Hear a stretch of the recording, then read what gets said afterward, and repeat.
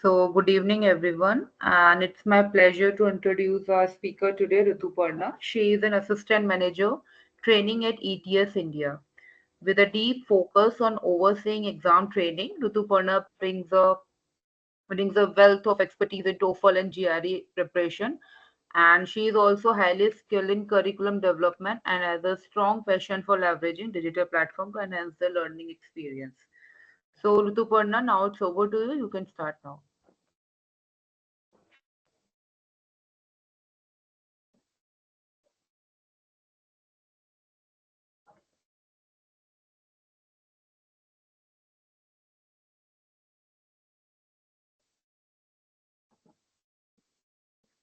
Hi everyone, good evening.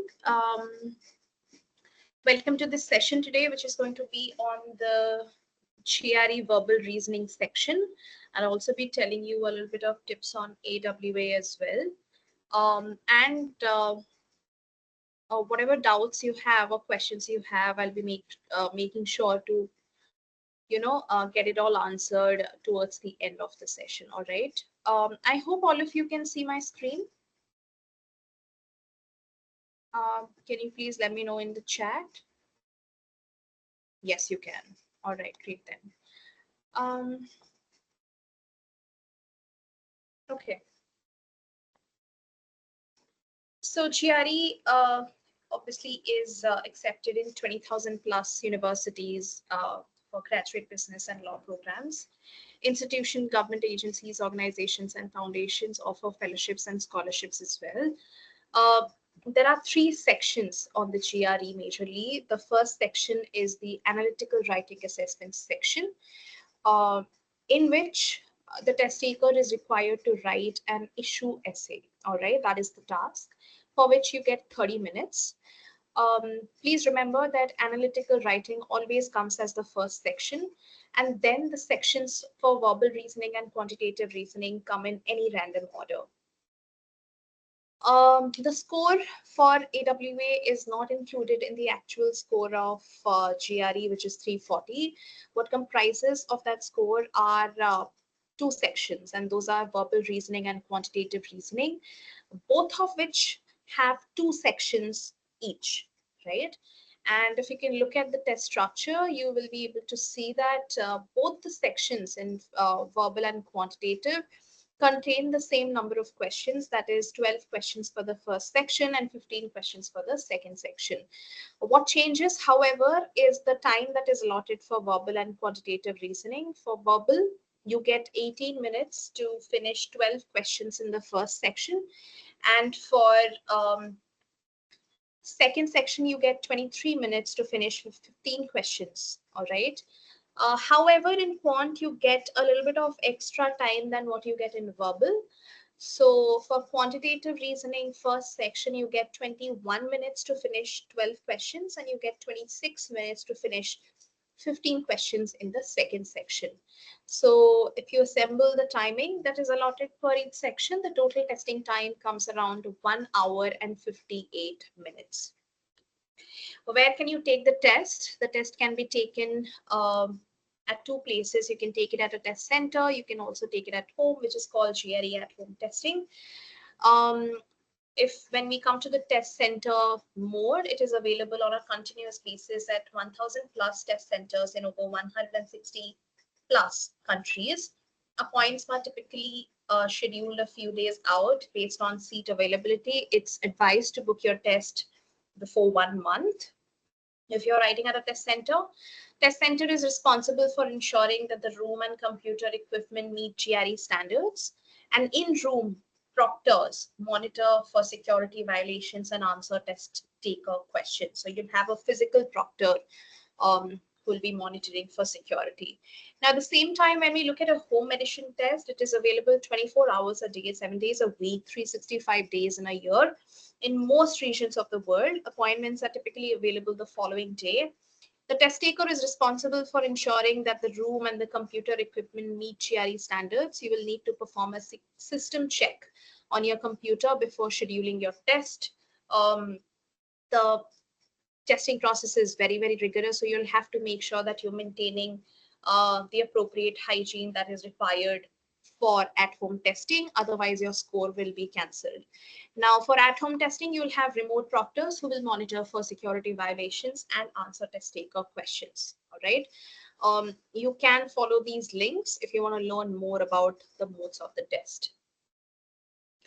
Now let's talk about the tips and strategies for doing well on the GRE general test. First of all, become familiar with the question formats and directions beforehand. The Power Prep test preview tool is an excellent way to become familiar with the test. It's free when you create an ETS account. This can be taken as a diagnostic test, which will help you understand your readiness for the test. So if you still are new to the idea of GRE, you haven't taken a mock test, please go ahead, make an ETS account for yourself and take the Power Prep practice test. It will help you understand what the GRE is all about, what kind of questions you may get, and basically will help you understand how much time and effort you need to put in to your preparation. Be aware of time. Some of our Power Prep practice tests are timed, which is a great way to familiarize yourself with the pace. Pacing is also something that's very important to keep in mind when we are practicing for the GRE, because answering the questions correctly alone is not enough, but answering the questions in the set time limit is very, very important. Read each question and all answer choices thoroughly before answering.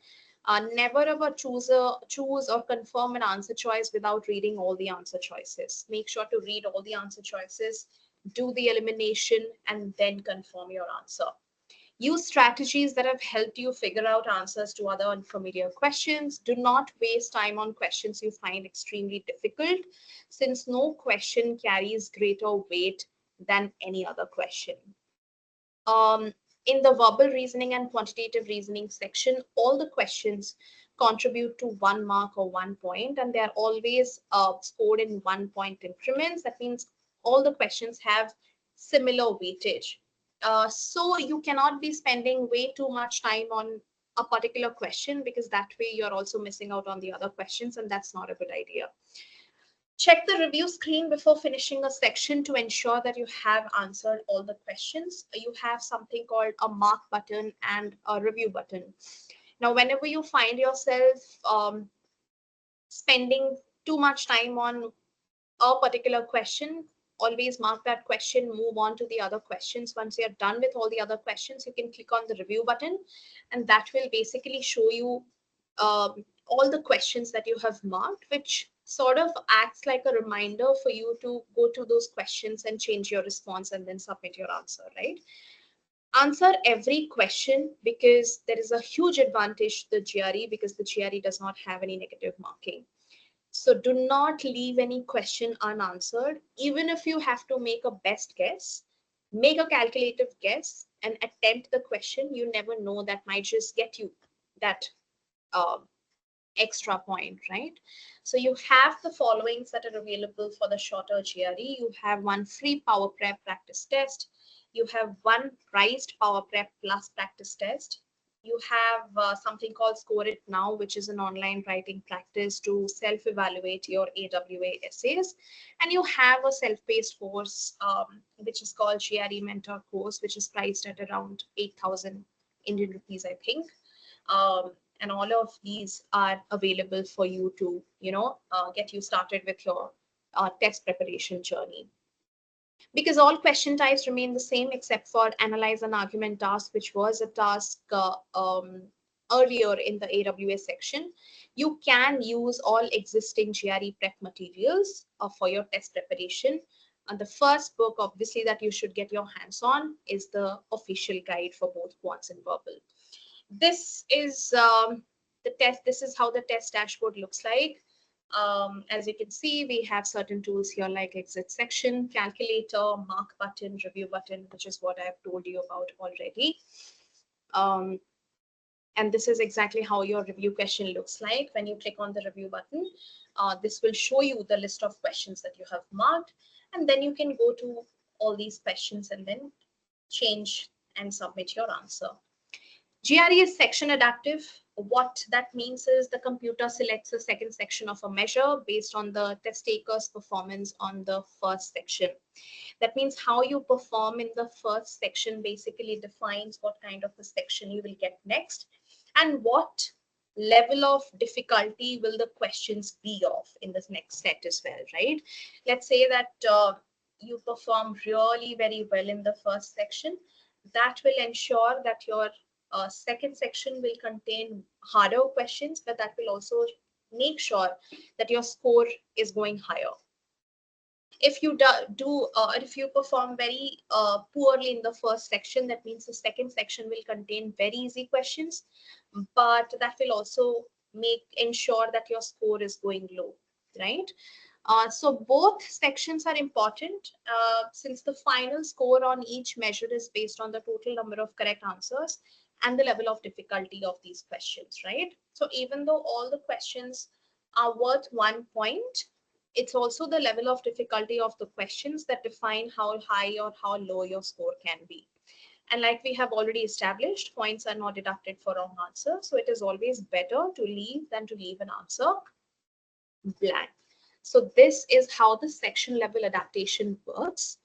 I'd give you a minute to go through this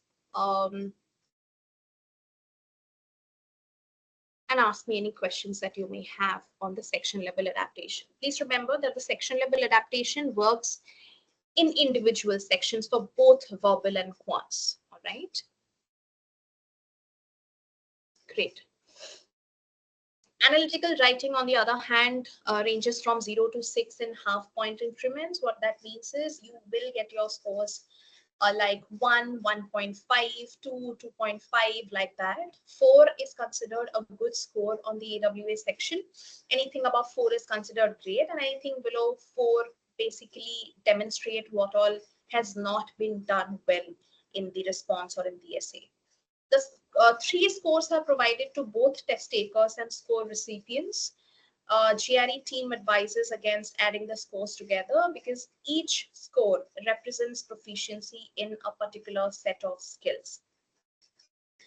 We'll talk about the AWA section first. The analytical writing section evaluates a candidate's ability to articulate and support complex ideas.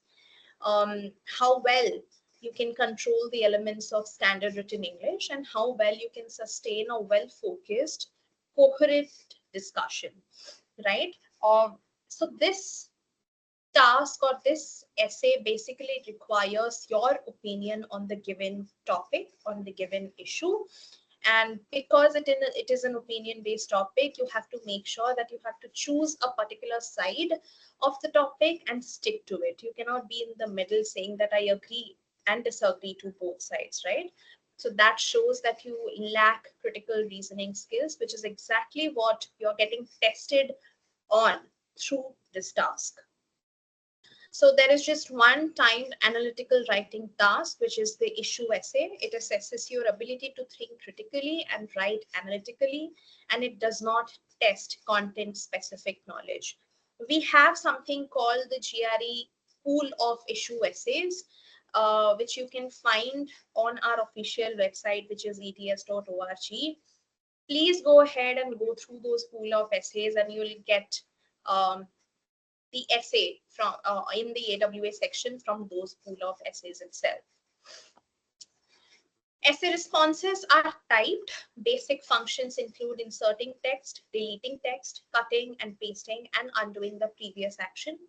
You will not have any grammar checker or any spell checker for that matter. That means you have to have some time left towards the end of the section so that you can use the same amount of time to proofread your essay and to rectify if there are any grammatical mistakes or any spelling errors that you may have made.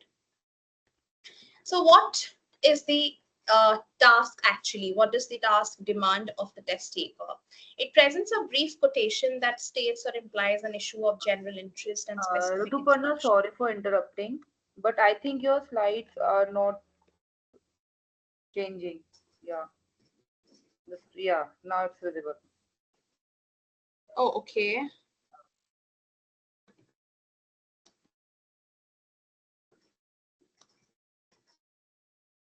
All right.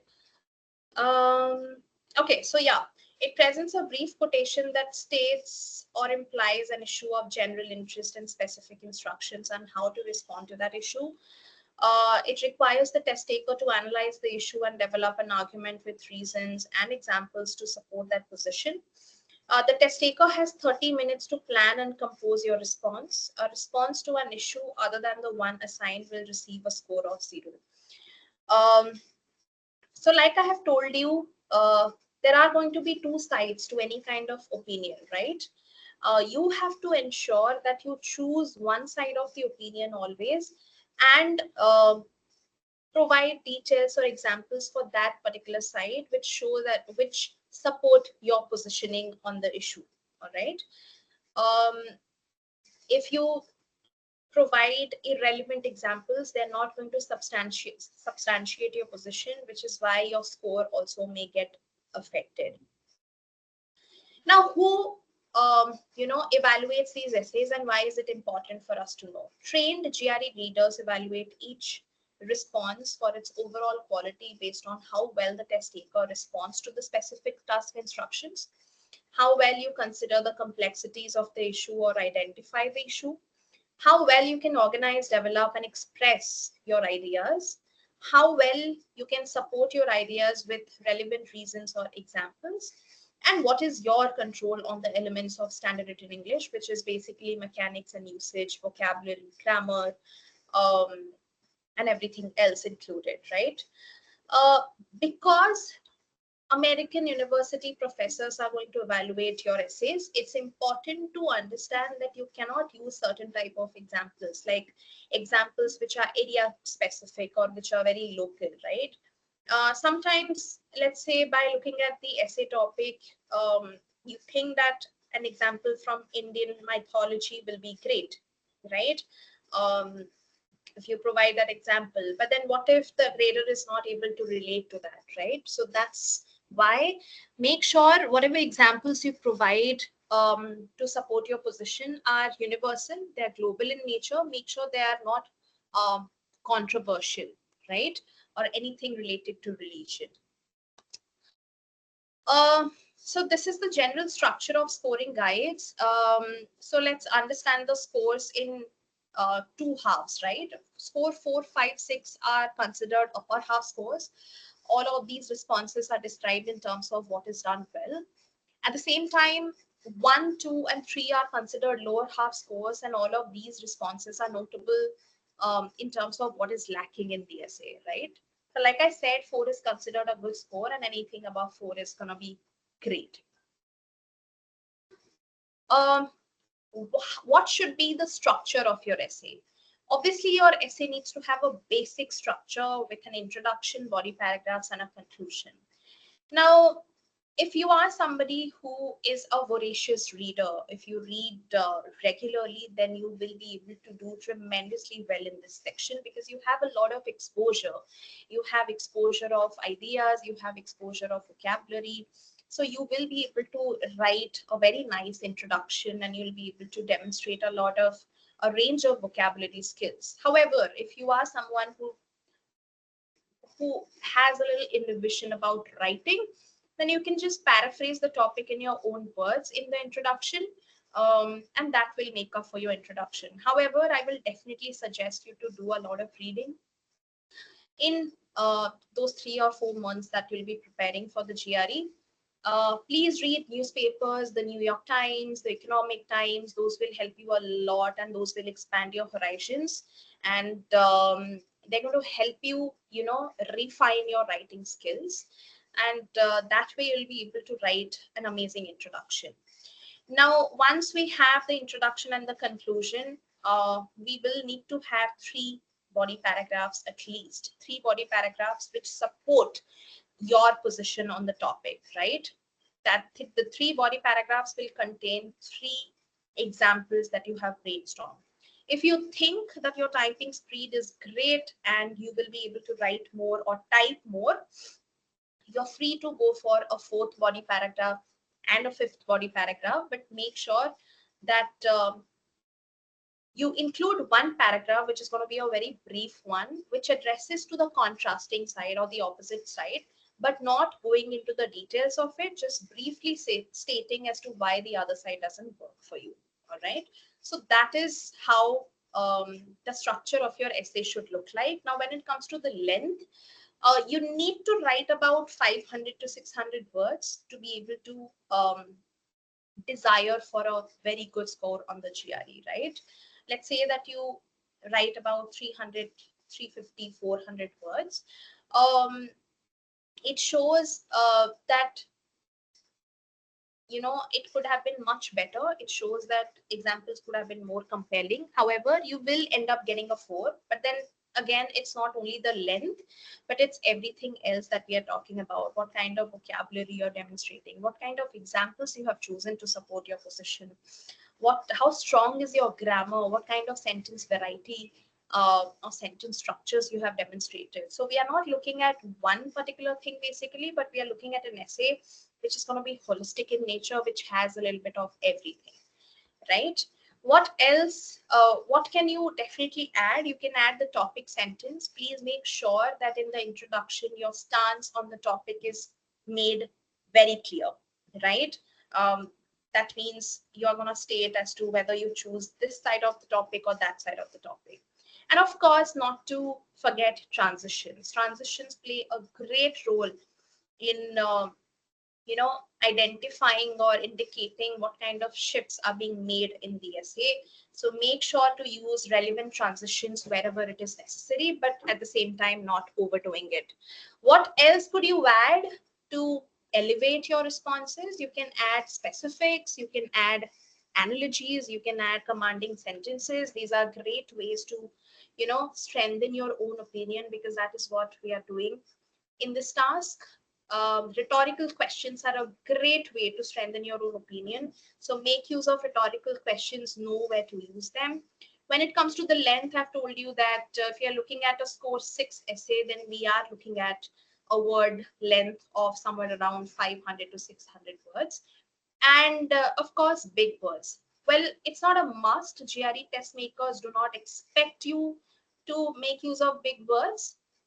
We do not make it that extreme, but if you do make use of those big words that you have learned, that you will be learning for the actual verbal section, which has vocabulary questions also, as sentence equivalence and text completion questions, it shows that the test taker has prepared holistically for the exam and not just for the verbal reasoning section, right? And of course, when you make use of effective vocabulary, you can say a lot of things by using less words. So that's something that you have to keep in mind. So I think I'm pretty much done about my tips that I could have given you on the AWS section. Have a little bit of everything. If you still have not started your preparation, start by reading some of those sample responses that you can find on Google easily, right? Once you read a few responses, you will understand um, what is it that is expected of you, right? After that, you can start writing. Never jump down to writing first, because that will overwhelm you, and you do not want that, right? So start by reading 8 to 10 essays first. After that, you will gain that confidence to write. All right. Great. So the quantitative reasoning section evaluates a candidate's ability to understand, interpret, and analyze quantitative information. You will have questions coming from arithmetic, algebra, geometry, and data analysis. I will not be focusing on this too much because this session is focused more on verbal and AWE. Now, when it comes to the verbal reasoning measure,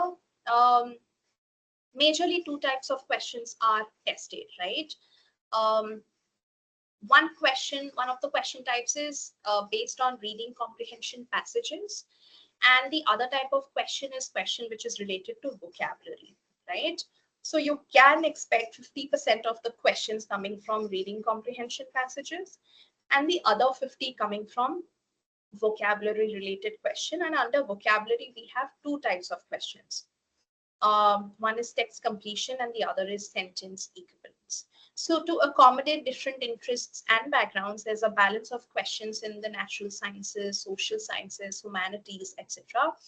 However, specific knowledge of the subject isn't needed. All of the information to answer the questions is there in the passage itself. What I will do now is I will give you a little tip on reading comprehension questions. I'll also show you what kind of questions are tested and how you go about those questions, right? So it consists of a passage and one or more associated questions. It requires the test taker to read and to understand what is read. Um, you have different kind of questions that you can get asked in reading comprehension passages, and those questions basically fall into three categories. First, you can get a question which asks you the main idea of the passage, something like the gist of the passage or the outline of the passage. Second, you can also have specific purpose questions being asked to you, which obviously are stated in specific parts of the passage, right? And third, we have a question type which is considered a little tricky and harder, which are called inference questions. But trust me, inference questions are not hard to do if you um, know how to go about these questions, right? So each reading passage contains all of the information needed to answer the questions that follow it.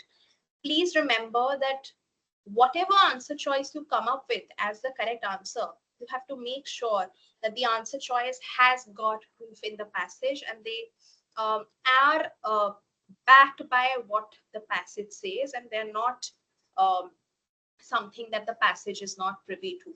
Most of us make this mistake of assuming a lot, going beyond the passage, going beyond the scope of the passage, and assuming or interpreting something which the passage doesn't have proof of, which is why we oftentimes come up with the wrong answer.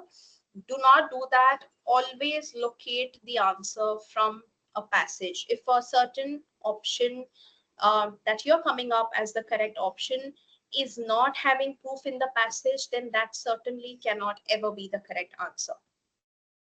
Now you have multiple choice questions, which has one correct answer. You also have multiple choice questions which may have more than one correct answer. And then you have something called select the sentence in the passage question. So here you'll have to choose the sentence in the passage that will fit a given description. That description will be there in the question itself. When you have a traditional multiple choice question with one correct answer, you'll always have 5 options in this question, just like the one you see on the screen. Like I said, you have to go through all the options to before you confirm your correct answer.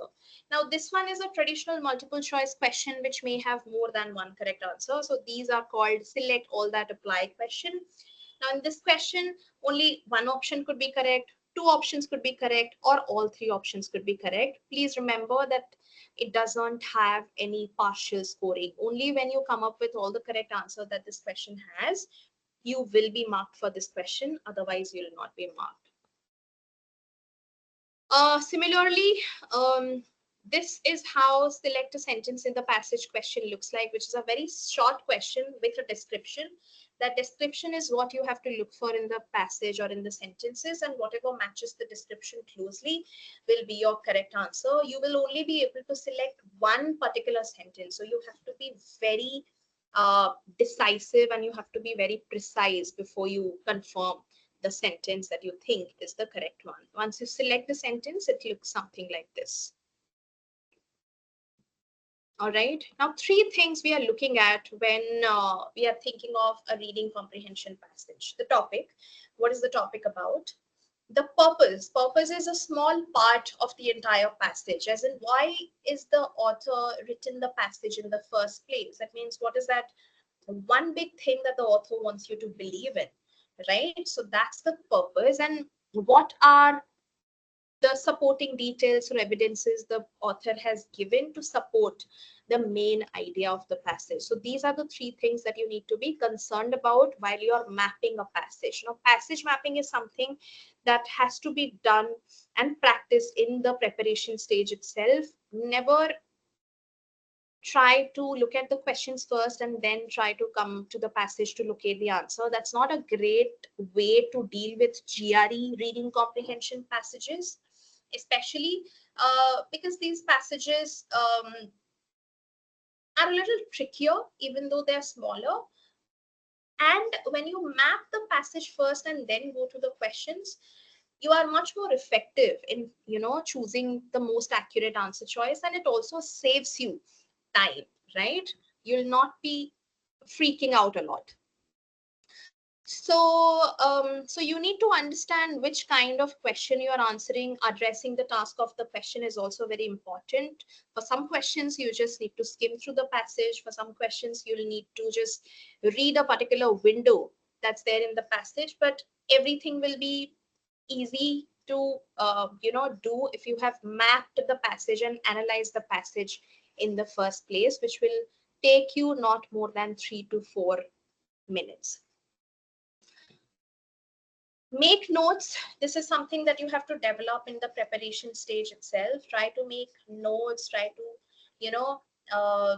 time yourself while you're dealing with a passage. When you do that, you will see yourself improving over a period of time.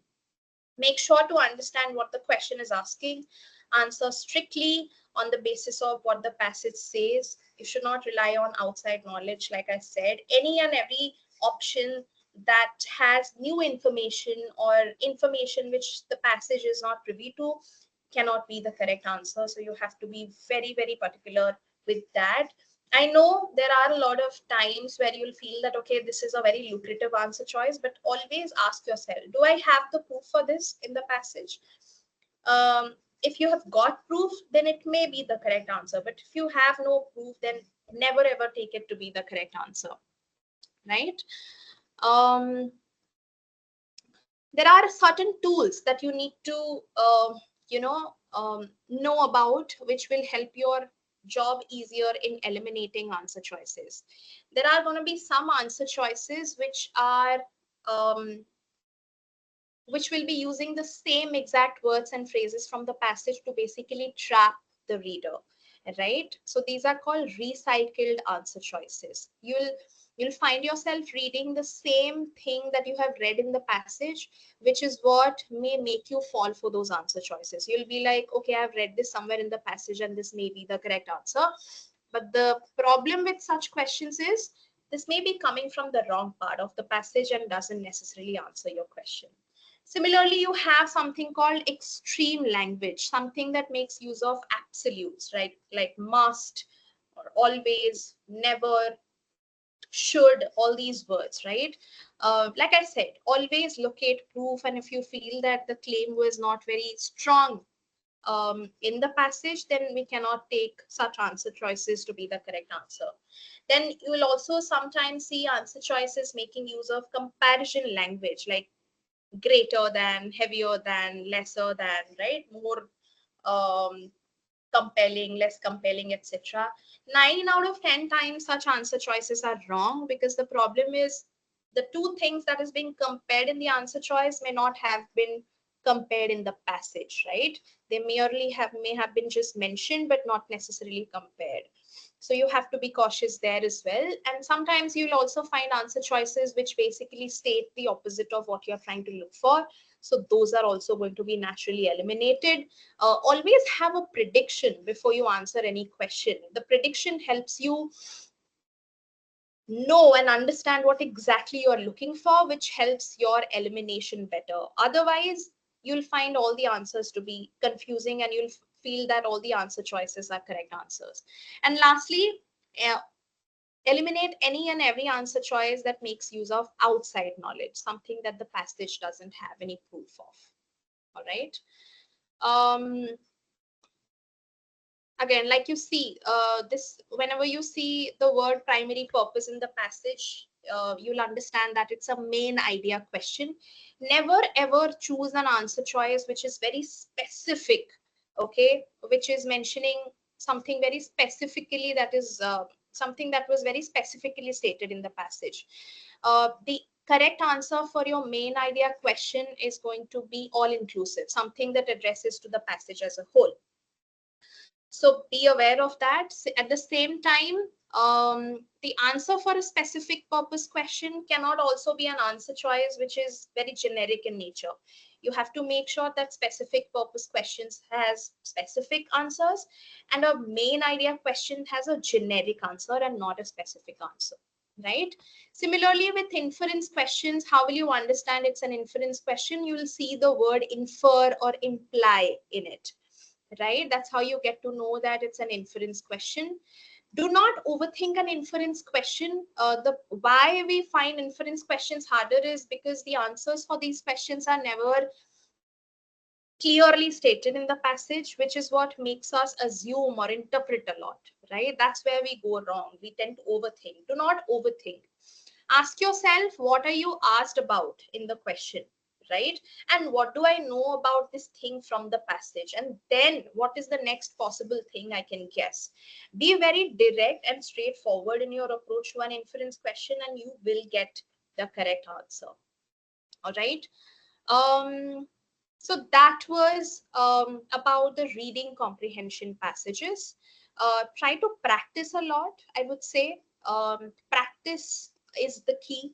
Um, I mean, this is as cliche as it sounds, it is actually true.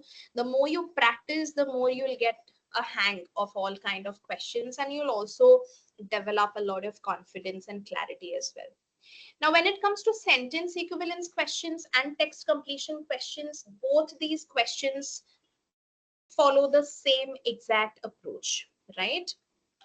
Um, if you have made up your mind to write the GRE, you have to understand that a good vocabulary is indispensable, right? And if you have not already started your word preparation, or if you haven't already started learning vocabulary, then today is the day you should ideally start from, right?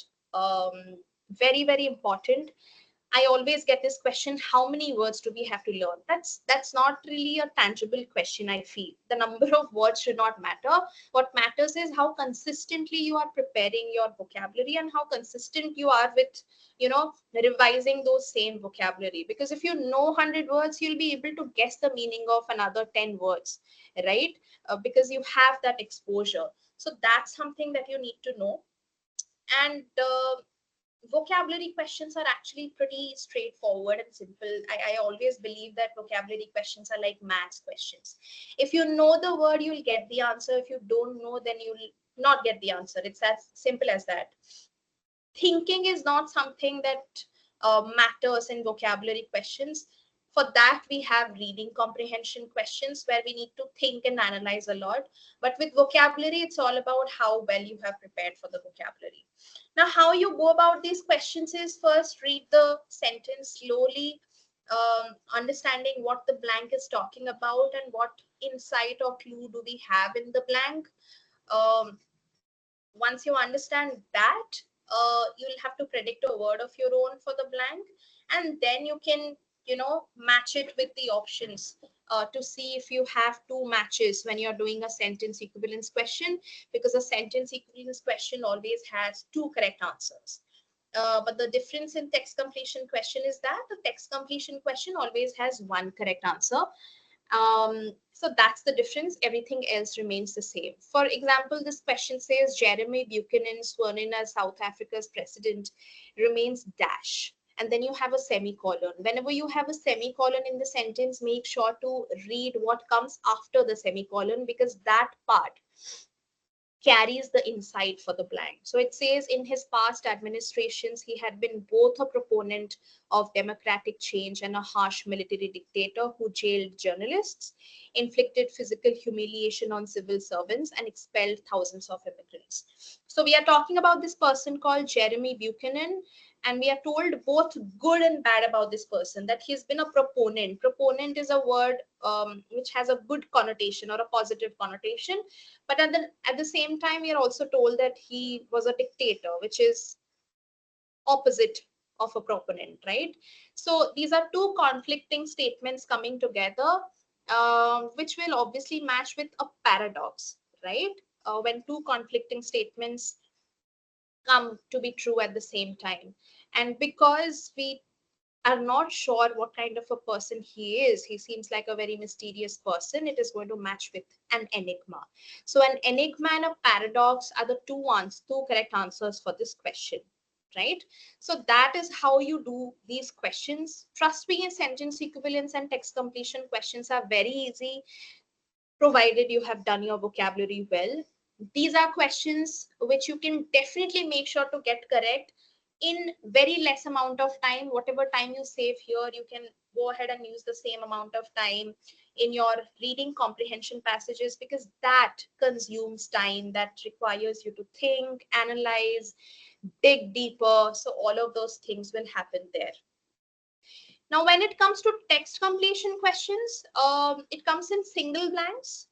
When it has a single blank, you will have 5 options in it. And you're always supposed to choose one correct option. When it's a multiple blank text completion questions, you'll have 3 options per blank, and you have to choose one correct option per blank, right? And the approach remains basically the same.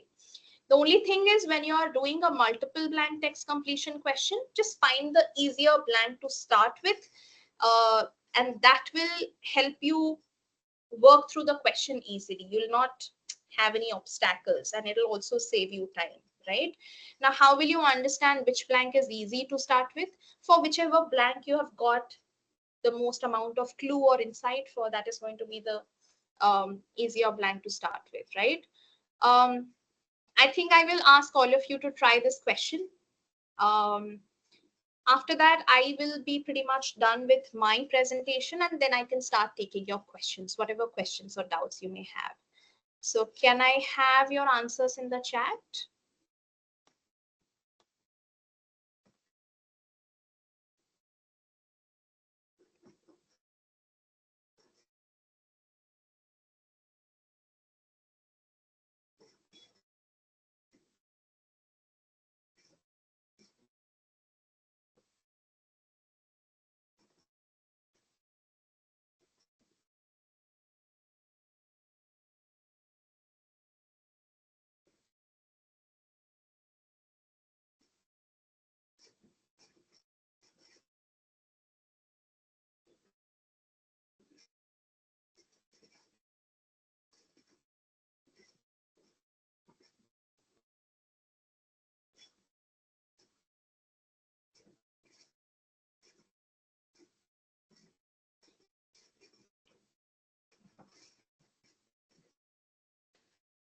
Um, okay, so it says that in stark contrast to his later dash, Simpson was largely dash politics during his college years, despite the fact that the campus he attended was rife with political activity.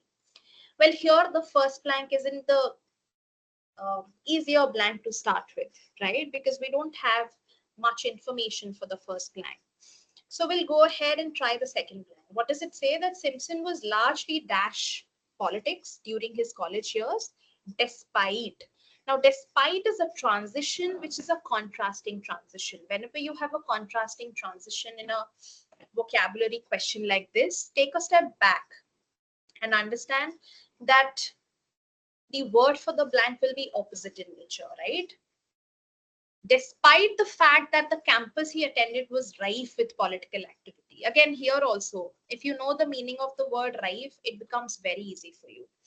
So what it means is the campus he attended was filled with political activity, but then we have the word despite. That means we have to think of a word which is the opposite of active, right? That means he was not really interested. He was indifferent to politics. But then when we come to the first blank, we have the word in stark contrast to his later years. Earlier, he was indifferent to politics. So now we have to look for a word which is a contrasting word to indifferent, which is going to match with activism. So the correct options are going to be option A and option E. So that's how you go ahead and do these questions. I hope that's clear. Is it clear, everyone?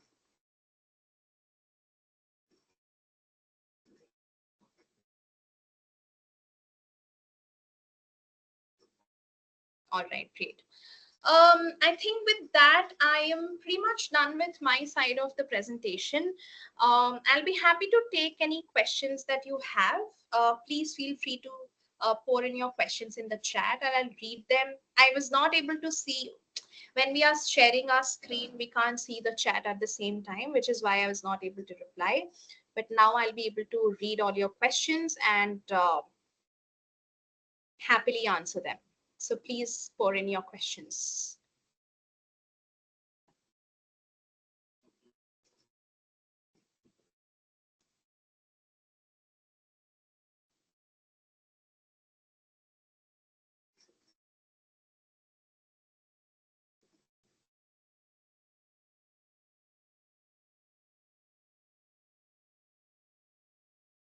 Any questions?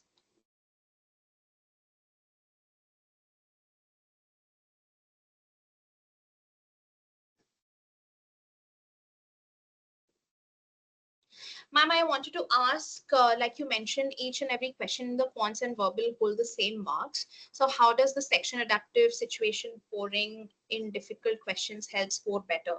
Well, I mean, yes, all the questions carry the same weightage, but it's also the level of difficulty of the questions that, you know, play a role in defining how high your score can be or how low your score can be. When I say, like, let's say the first section, right? Every section will contain a mixed bag of questions. That means some of those questions will be easy, some of those will be belonging to medium difficulty, some of those will be harder difficulty.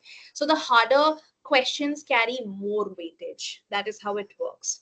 um, it it it works through a process called equating, right?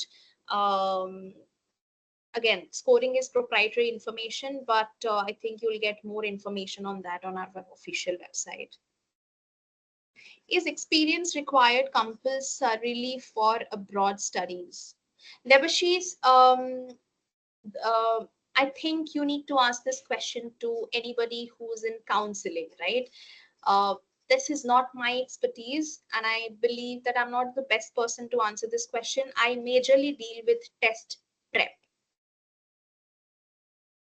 Ma'am, what is the best score in GRE test? Well, 340 is the best score in GRE, which is very much achievable as well.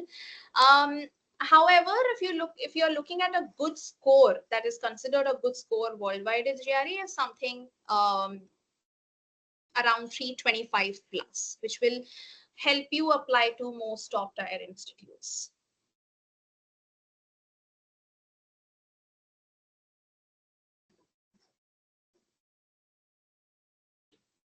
Any other questions?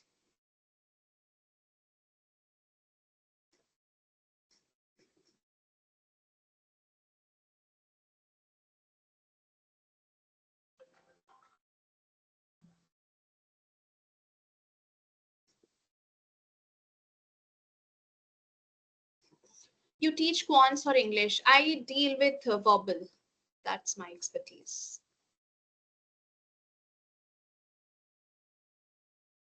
I've given GRE once and I'm looking forward to improve my score. Could you suggest me how do I attain around 15 score improvement? Well, I need to know a lot more than that to answer this, but uh, um, so we from ETS also offer a lot of free master classes. You can feel free to join those master classes as well. Those are also very detailed sessions. So I think that may help you.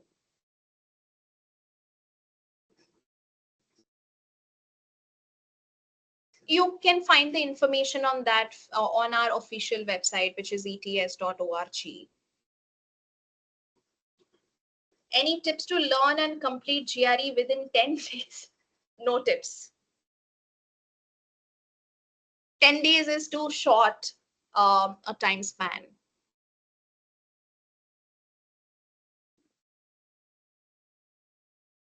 My quants is strong, but verbal is weak. Please give some advice for verbal. Again, this is very generic questions. It cannot be just answered in one or two sentences, right?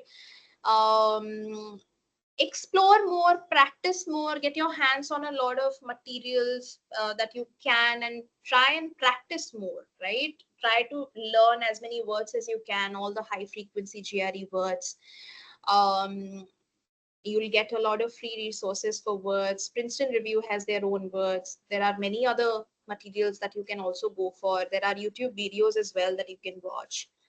And practice, like I said, that is going to help you improve.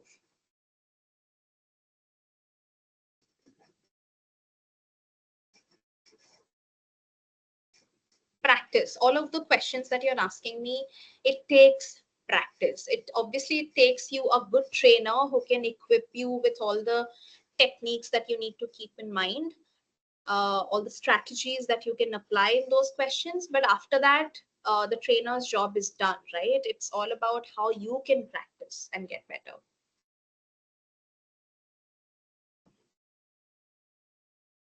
I am looking to take a mock test to check where I stand before I decide if I need to take classes or not. Which is the best place I could look this up at? Smriti, you can go to our website, which is ets.org. Um, if you do not have an ETS account, create an ETS account, and there is something called a power prep test, which is a free test, free diagnostic test, and it's a score test as well. So you can take that.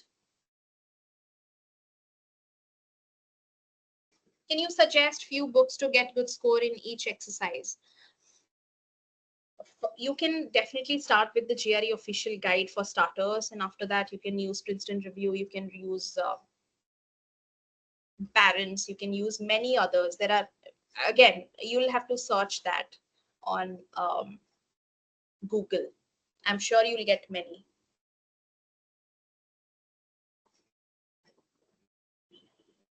You can also find me on LinkedIn if you want to, more information on ETS master classes. And I can tell you how to, go through those. ETS, Educational Testing Service, ETS. We are the testing body of GRE and TOEFL both.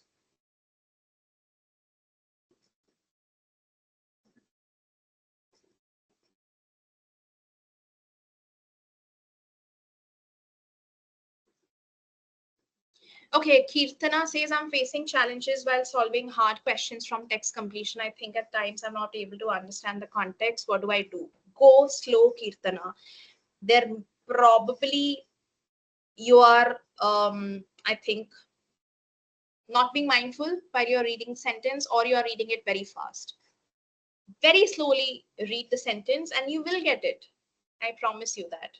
Most of the times we are not mindful when we read vocabulary sentences because we feel like those are short questions and we are always very anxious while we read them. Do not do that. Be very slow while you're, reading a vocabulary questions, because you don't want to come back and start reading again, because that is a loop.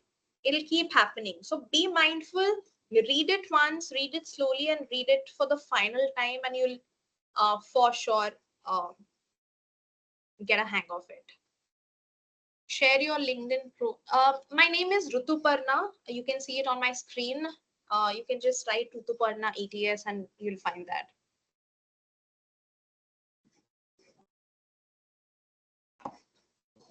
Any other questions that I may take before we wind up?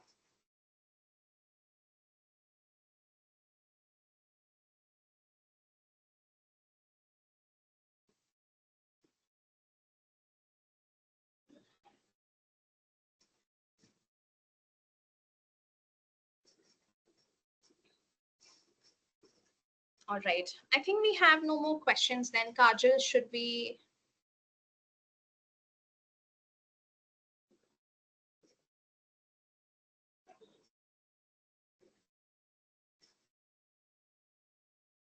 Yes, Josh, it's enough.